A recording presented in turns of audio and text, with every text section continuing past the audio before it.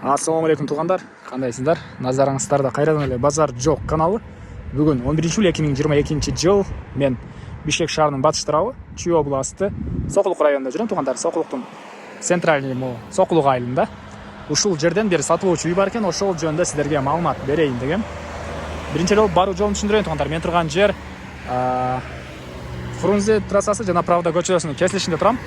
Сатылуучу үй ушул жерден түштүктү карай 300 метрдей басканда жайгашкан Правда көчөсүндө. Анан бул жерден Бишкек шаарына түз көптөгөн маршруткалар, по пути машиналар бар туугандар. Сокулуктун базарына жакын эле жерде жайгашкан, центральный базарына деле жакын. Бир аз бери бассаңыздар Глобус, бул жерде стройматериал саткан элдик деген дүкөн деле бар экен туугандар. А сиздер үйгө баруу үчүн бул жакта Black Road деген барга ориентир алсаңыздар деле болот. Ушунун жанындагы көчө менен бара бересиздер. Анда эмесе мен сатылуучу үйгө карай жол алдым. Сиздер лайктан басып өзүңүздөр комментарийге жазып туруңуздар. Айта кетчү нерсе, мектепке деле жакын болуп калат туугандар. Мектеп, садик, мал базар баарына жакын болуп калат. Мынакей туугандар, келүү жолун түшүндүргөнчө бүгүнкү чыгарыштагы сатылуучу үйгө да жетип келип калдым. Келип жатканда туугандар, сол тарапта сиздер бул мондай тышкы тараптан ütүлөтүлгөн кирпичтен болгон үйдү көрө аласыздар. Ошонун жанындагы жол менен түз кирсеңиздер туугандар, бул үйдү көрө аласыздар. Мынакей бүгүнкү чыгарыштагы сатылуучу үй ушул үй болуп калат. Бул мына көчө тараптан көрүнүшү. Көрүп турганыңыздардай забор үчүн фундаменттер куюлуптур мынакей туугандар. Анан киргенде эле сол тарапта чоң, узун туурасы 11ге 12 болгон чоң үй бар. Мансард тигинде салынган туугандар мынакей. Узун туурасы 11ге 12 экен. Жана видеонун башында айткандай эле, бул үйүбүздө азыркы учурда даяр бизнеси бар. Азыр бизнестер жөнүндө эле көргөзүп айтып кетем, маалыматтарды берип кетем туугандар. Суу, свет бар туугандар. Канализациянын суусу септикке куюлат. Электр энергиясы 3 фазалуу. Мына ушундай. Жердин аянты 6 соток. Документтер боюнча кызыл китеп, техпаспорт бар экен. Электр энергиясы 3 фазалуу. Аны дагы бир эскерте кетейин, себеп дегенде үйдө азыркы учурда даяр бизнес бар. Ал бизнеске электр энергиясы ошол 3 фазалуу электр энергиясы керек делет туугандар. Андан нары азыр бул жактарды көргөзсөм же бул жактарды көргөзсөм кандай ойлойсуздар? Үй жөнүндө бир аз маалымат берип кетейин. Биринчи этажы көрүп турганыңыздардай ушпаган кирпич менен бүтүрүлгөн, экинчи этажы бышкан кирпич, мансарды сейсмопояс коюлуптур туугандар, көрүп турганыңыздардай. Айнектер, терезелер орнотулган. Ички ремонттор эле калган. Бүгүн ички тараптарын бир көргөзөйүн. Биринчи, анан бул жактарды дагы бир чекене маалыматын берип кетем. Киргенде эле мындай бир бөлмө, холл деп коебузбу. Андан ушул жерден сол тараптан кирсек, бул жакта дагы бир бөлмө. Мынакей. Андан түзөтсөк, бул жакта мындай детский окшойт. Мен оюмча детский бөлмө расчётталган окшойт. Жана мына мансард ушул даражага чейин бүтүрүлгөн. Ушундай көрүнүштү туугандар. Эми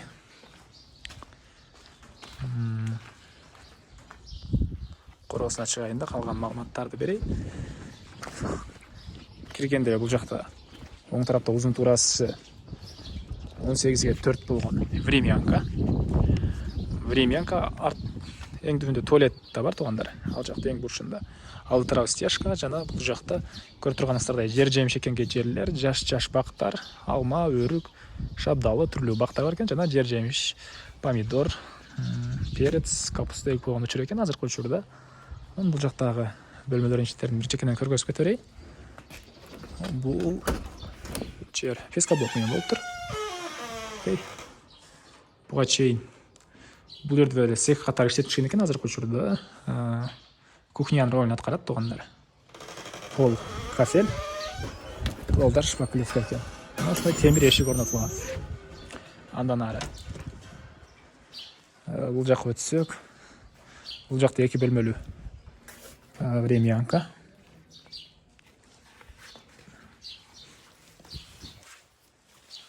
Окей. Ушундай көрүнүштү ички тараптары. Потолок гипсокартон, полдар шпаклевка. Ушул эле жерден сол тарапка кайрылсак, бул жакта дагы бир спальный бөлмө бар экен. Ушундай көрүнүштө туугандар. Эми Кайра эле коросун ачайын да, калган маалыматтарды берейин. Түз өтүп оң тарап кайрылсак, бул жакта бир мондай склад дейсиз, склад жана ол бөлмөнүн ылдый тарабында туугандар подвал, погреб бар экен. Ал жака ушул жерден түшүп чыксаңыздар болот. Бул бөлмөнүн түбү полный подвал. Андан ары ушул жерден оң тарапка кайрылсак, бул жакта туалет бар туугандар. Окей. Мына ушундай көрүнүштө. Эми бул жактагы даяр иштеп турган бизнес жөнүндө маалымат берейин туугандар. Бул жакта ошол бизнесибиз жайгашкан. Айына орточо 100 000 киреше тапсаңыздар болот экен. Окей. Пирожный, печенье жана башка ушундай кондитерский эмелерди чыгарсаңыздар болот. Табак аштарды. Окей. Ошол эмелер үчүн, кондитерский продуктлар үчүн духовкалар туугандар. Айына орточо 100 000ге чейин киреше бар экен. Анан ойлосоңуздар керек, 100 000 кирешеси болсо эмнеге сатып атыпты жерде? Үй ээси өзү Жалал Абад областынан. Негизи туулган жери ошол жак болгондуга байланыштуу ошол жака кетейин деген ойдо деп эле айтты мындай эле. Анан өзүңүздөр дагы кандайдыр суроолоруңуздар болсо ээсине звонок кылып толугураак маалыматтарды алсаңыздар болот. Негизи мага айткан себеби ушул. Азыркы учурда үй ээсинин балдары муну иштешет экен. Кааласаңыздар сиздер эгер өзүңүздөрдүн фантазияңыздар менен дагы кандайдыр бир нерсе кошсоңуздар, может андан дагы көбүрөөк кирешеге чыксаңыздар болот деген оюн айтты. Жана азыркы учурда 50 магазин жана 2 чоң базар бул чыккан продукцияны алат экен клиент туугандар. 50 магазин, 2 чоң базар. Андан ары бул цехтин узун турасы, кондитерский цехтин узун турасы 15ке 5 туугандар. Жана ал жакта 4ке 4 болгон 2 этаж баня деле бар. Окей. Бул банябыз бул бурчта жайгашкан. Көрүп тургансыздар, дубалдары кафель, полдор деле кафель экен. Бул жерде жуунчу бөлмө жана бул жакта паровой бөлмө жайгашкан. Ушундай көрүнүштү. Андан ары бул жакта баняга от жаккан жай жана бул жерден туугандар ылдый жактан үй ээлери деле чукур экен, терең экен туугандар. Суу чыгарыптыр. Ушул жактан суу чыгарыштыр туугандар. Караганга баш айланып кетти. Эми кайра эле коросуна чыгып, бул жакта туугандар летний кухня бар экен дагы бир жакта. Ошонун ички тараптарын көргөзөйүн. Негизи боюнча бул жер сарайга карашы талуу эле куруп баштап, кийин бүтөрүндө могу цехке жай тар болгонуга байланыштуубу же кыскасын айтканда летний кухня катары бүтүрүп бериптир. Потолок жагы, тамы мына көрүп тургансыздардай синева бар туугандар. Синева болгон. Анан бул бизнести туугандар кимден ким сатып алсаңыздар, ошол 1 ай болот, 1,5 ай болот, үргөтүп анан кетебиз дейт үй ээлери. Кандай кылып бышырат, кандай кылып кылат, билгендер болсо жөн эле сразу эле тапшырып кете берет экен. Эгер кааласаңыздар үйрөтүп беребиз дейт. Окей, бул жакта туугандар тапчан, ылдый тарабы стяжка болгон. Ушундай көрүнүштө. Анан ушул жерден оң тарапка бурулсак, бул жакта дагы бир мондай бөлмө бар. Ушундай көрүнүштө. Пол стяжка экен. Андан ары бул чоң үйүбүздүн чыгыш тараптан көрүнүшү.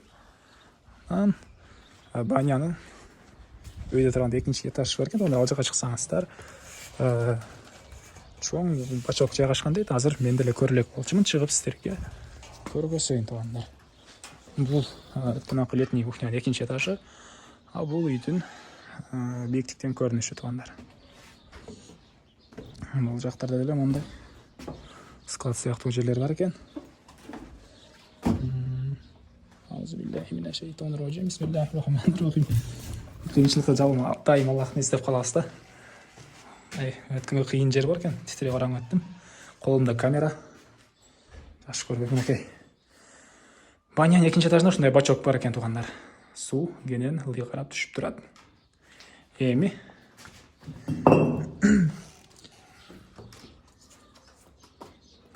өтүп калдым.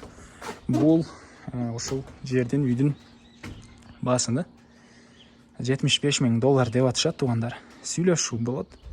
Эсинин номерин мен экранга калтырам. Звонок кылып сүйлөшүп көрүңүздөр. Сүйлөшүү болот. Негизги маалыматтарды дагы жолу эскерте кетейин. Жердин аянты 6 соток. Документтер боюнча Кызылкия техпаспорт бар туугандар. Сокулук мал базарына, центрине, чоң трассасына жакын жерде жайгашкан. Мына ушундай. Достор менен группалар менен бөлүшсөңүздөр, мага үйесине чоң жардам берген болосуздар туугандар.